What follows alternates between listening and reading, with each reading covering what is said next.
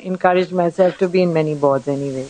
That's a valuable thing to be, because you can't overstretch your time. Yeah, one is very selective on the boards that you take up, but at some point you realize it doesn't work for you in many different ways, and you say, I've had my fill, and I don't want to continue.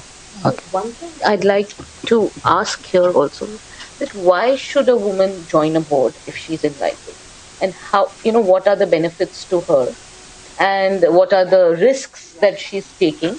And how does she evaluate? I've been invited on a couple of boards. How do you evaluate the company and whether you should be joining it? Because this is a decision some of us would be facing. So, I think from the way I look at it, why should you join a board of a company? I think first, you add value to that company. 1. 2, you learn a lot by being on the board of another company. And the learning process is phenomenal. How different people think, as I was saying, how you can change your thinking, how you can grow because you're on the board of another company. So there's a bit of selfish benefit, and there's a bit of giving some value add to the other company as well. So I think it's a mutual thing, and I think it's phenomenal if you can be. How would you evaluate? I think if it's is it first a professionally managed company? Is it a family managed companies? That's one. Even family owned companies can be professionally managed, and I think that's important. What is the approach of a promoter? In India, we are promoter driven companies, and in my mind, that's great. You don't have to be only, purely third party owned and controlled companies. Great. You have the entrepreneurship spirit. You are promoters. A lot of you may be promoters in your own right. I think it's phenomenal, the entrepreneurship spirit that we Indians have. But how soon are you willing, in terms of scale and size, once you grow big, to professionalize the management? While it's small, you will manage it yourself. That's perfect. Do you have your support systems around you as you've grown big? You have a good CFO, you have a good human resources person, you have a good, manufacturing or R&D person, and are you professionalizing it in that way? I think that's another big decision. Culture of a company you'll only know, I think, once you go in, because everybody, when they come, say differently. When you go in, you'll see another culture. Okay. So culture you will only gauge for yourself. But if you've known or heard about the promoters, you read about the company, you read things about it, I think that's more important. There's today enough data available to gauge what this company is all going to be about. Is it in an era, or is it in a business that's likely to grow? Is it in a certain industry which is going through difficulty? You may still accept if it's going through difficulty if you think you can bring value to it, through this difficult phase of an industry. And I feel compensation is not something that one can look at, because it's so little. Most independent directors, and I'm sure people who are first-timers, would not negotiate fees. So compensation is not something that you're looking for. It is, like she said, not only are you adding value to it, but you are yourself growing. Yeah. You are understanding the dynamics of the corporate world, and also the nitty-gritties of how businesses are run, other businesses are run. It's quite fascinating. It's quite fascinating. Very fascinating. So it's, the benefit is more also prestigious, I think. And if you're on that time in your life where you've done it all and you are thinking of taking it slow, so you can now look at board positions which are not that strenuous as your own profession. I just want to ask you that also. And Ms. Jindal, I want you to answer to this as well. Age groups and done it all, I'm just wondering, because I think there are women who have younger children and they're mature in their career cycles. There are women who have, who may not be married. But being on a board does add one more responsibility, or a few more responsibilities. So is there a particular age or stage, or can it just completely range with where you are as an opportunity? Ms. Jindal, what do you think in terms of the right time to be on a board? I think a lot depends if you're working and you can contribute. Like, you need to know why you want to be on a board. And if you can contribute, I think it's like, I was just sitting here and listening. I thought it was like, especially if you're a woman who's already achieved and done it all, it's like a service, I think. When you can help someone with your experience, it's actually giving back to society through your experience, through your learning. Because this is something you can share because it's your own, I think, your own copyright that you have, and you can only give it. Okay. So I think, it's a thought which just came up. I think it's like a service, I would say, if you've done it all, as Ranjana ji just mentioned, that it is something you bring value to what you've done, and experience really helps a lot in any area. I think it's something I would, and I don't think age is any. I think each age brings something to the table. So it's the experience. It's the experience. Yeah. Okay. It's actually very prestigious to be on a board. But considering the liabilities that the board members carry these days, they really have to give it a second thought. And a lot of people are hesitant to come on the board. Absolutely. Because you may be caught in a mistake without your... So the insurance that Ms. Shroff mentioned, okay, now we're opening this discussion up because it's wonderful for all of us to really... Yeah, so in fact, after the Satyam case, all independent directors stepped down. They said, we are not here to take liability, but now with so we thought in the new act, and Pallavi, I would like to understand from you, how come they have put so much liability onto the independent directors. That's exactly Earlier it was not even clear. Yeah. So it was vague. But now it's more clearer what is the liability. And now people are joining boards. Is it because companies are now having to pay more to get them on the board?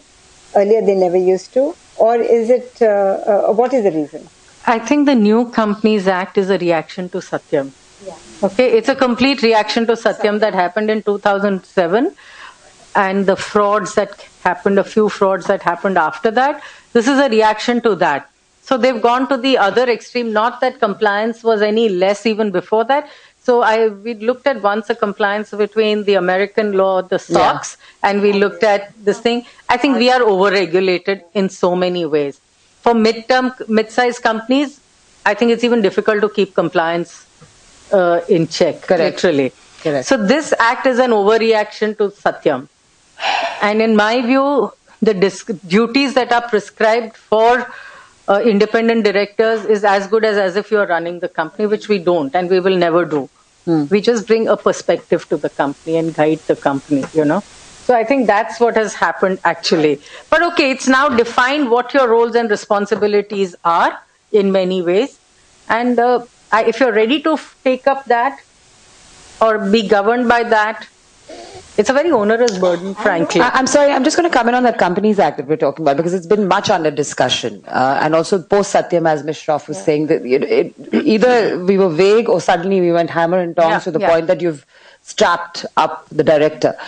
Given that there is an excessive amount of legislation around in directorships, should one just sort of put that behind and still go for it, not get intimidated? I would think, don't let it weigh you down. Be aware of what the duties of a director are. They're very well spelled out in the Act. There's some 13, 14 duties that are spelled out responsibility. Be aware of those so that when you sit on the board, you know as a background what is expected of you. Yeah. And then ask the questions and participate in full discussions. But it is normally the financial thing that bounce back on the board. That's what It is. The independent director. So as for an independent director, if you're not, either you are on the audit committee where you have a full right to go into every nitty-gritty, okay? Or if you're not on the audit committee, you get some form of protection because an audit committee looks at it, which comprises of independent directors, before it comes to the board. So you still want to ask the basic questions of the auditor or, the practices that the company is following. It's not only the accounting practices, but see, if you know the business, you will know where are the, the points where things could possibly go wrong. So you ask the right questions. And that's your protection actually. But most of the time, it's too late by the time the director finds out that there has been a fraud and that particular director is responsible. Not responsible. See, but the law on their watch. the law also provides that you may not be liable if you can show you took due care and diligence.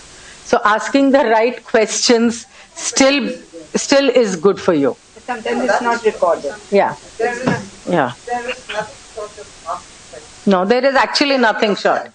Yeah. Make sure that the company on which you're on the board has a compliance officer. Yeah. And there are make sure that people who are working for the company are very well qualified. So that's the care that you have taken. Compliance officer is... A compliance officer is important to have. Yeah. There's so much of complexity in compliance today of various laws that it's quite difficult. Yes.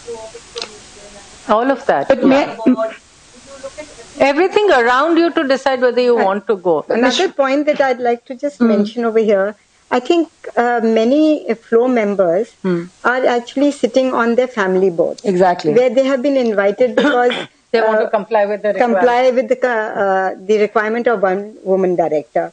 And their husband or their father would ask them, come on the board. So they'll say, okay, I'll have to just sign and stuff like that. Or attend also meetings. Correct. So many of you might be sitting on boards. So the point is that, Pallavi, I thought you could ask, is for these people who are on the board, one of the 3-4 checkpoints required while they are on the board. Actually, rather than me asking or whatever, I actually want an example from the audience of somebody who is pleased on a board, and maybe what you've last done is sign some piece of paper that was sent to you at home. And that's it, and then maybe that thing appears again when the company is going in for another loan or something. Could someone just please ask Ms. Shroff directly some of the questions that you have, being such a board member? And it's not that there's something wrong with your idea of being a board member, it's just the way things work. I'd love an example from the audience. Please go ahead. After my marriage, when my husband used to come at home, I used to throw tantrums. Tell us your name and a little bit. Tell us your name, please. I'm Dr. Aruna Mukim. Okay. I used to throw tantrums on him. मुझे लगता था वो मस्ती करके आ रहे हैं और मैं यहाँ पे बैठकर बहुत सारा कुछ कर रही हूँ. So I used to throw tantrums on him. But the day I joined his office, तब मुझे समझ में आया कि कितना ज़्यादा उनको भी प्रेशर झेलना पड़ता है. So is that the same with you? I think it is. It is. My husband also, by the way, we work in the same profession. We are in the same office. And I think the good thing for me is that he realizes the stresses that I go through and I realize the stresses that he goes through. We run the business together. So for me, I think it's a big advantage. But if you're talking of being on the board and I'd like to bring back the board thing. Yeah. I think it's, you learn a lot. Like I can tell you, we are a partnership firm, so we don't have a board. But even though we are a partnership firm, we are not supposed to have a board or anything. We have a management board in our firm. So we have 3-4 people internally, and we are the only law firm which has an external member on our governing board. So we have Mr. Damodaran, former chairman of SEBI, as a member of our governing board. And it's only amazing. for good governance. It's for good governance. It's only for good governance. We should not feel shy of inviting people and opening our books and doors to them. It's only good guidance to us at the end of the day. Can I just once again go back to the audience for that question? Because it's important for me that all of us gain from this exchange. It's not very often that you have all this experience on the panel. Rather than what it's like to work with your husband, I'm asking a specific question. Is anyone here a member of a board or has been asked to join a board? And is there anything specific you'd like to ask a person who has the experience of a family business but independent responsibilities on a board, or Ms. Shroff? Could I please go back to the audience with that? Yeah. Could you speak into your mic? Yeah. Thanks. Sorry. My name is Prachi Grover. I am actually a lawyer as well, and I had a long experience in banking. I was asked to be on the board of the family. I forced that I should be on the board of the family and finally able to get there. However, what I notice is whenever I have an opinion, it's either silence. Would put it in there, but when the minutes come to me, it won't be there. Excellent. So I need to find a way that maybe because I'm from a different age group, they're all uncles and aunts who've been invited on the board and so forth. So completely understand where I am. And the dissent note, this is what I'm concerned about. That when the minutes come to me, can I not write a singular letter to them? Look, this is my opinion. Yes, I understand that is what decision is being made is because of financial reasons and so forth. But I do believe that, with our corporate responsibility, that should have been done. But they disagree, and its resolution is different to what my opinion is. I want to know how I should put a dissent note in there. Excellent question. So that, we can move forward from there. So, Prachi, two different two aspects to what question you raised. One is when you know that your views are going to be different, how do you conduct yourself at the board level, knowing that your views are going to be different? And, when they're family members, you may have to have family dinners with them together, and how do you deal with those difficult situations? So I think the first thing, excuse me, can you just move, please? It's not easy for us to be, the aggressive person in